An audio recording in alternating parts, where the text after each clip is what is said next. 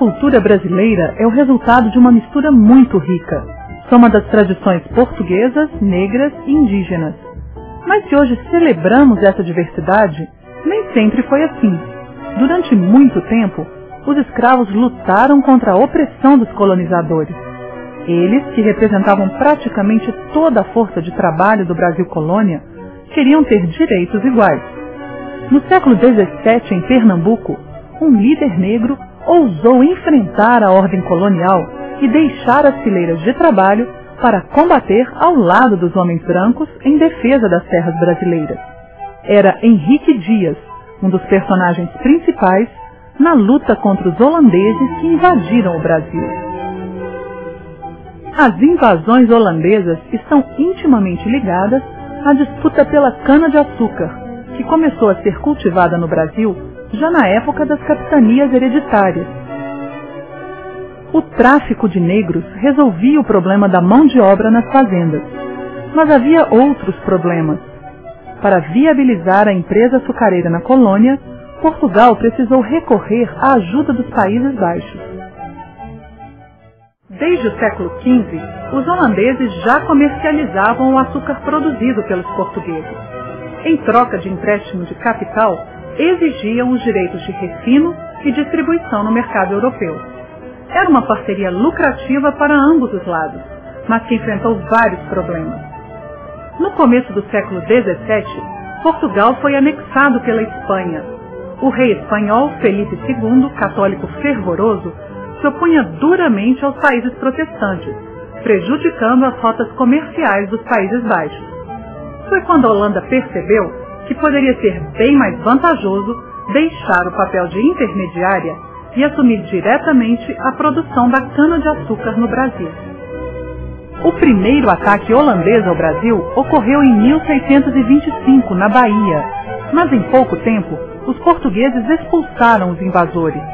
O novo ataque foi em 1630, agora em Pernambuco. Desta vez, 3.800 homens atracaram no Recife e conseguiram derrubar a resistência luso-brasileira. Henrique Dias ofereceu-se como voluntário para lutar ao lado de Matias de Albuquerque.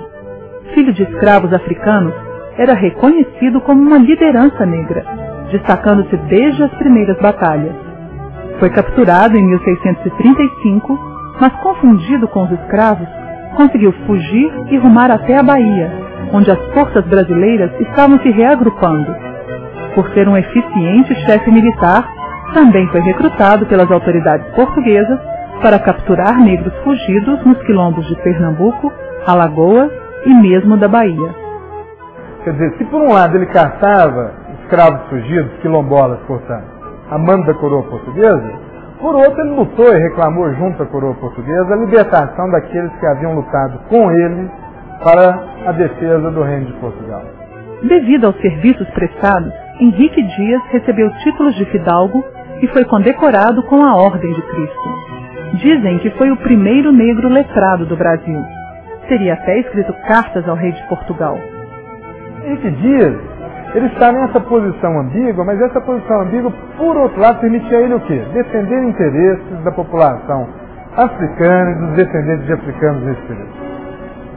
Então, conseguir essa posição de destaque, de comando, de hierarquia, essa posição de autoridade, a ponto de exigir tratamento igual ao tratamento dado pela coroa, aos portugueses, isso é uma vitória fantástica para os africanos e seus descendentes naquele período.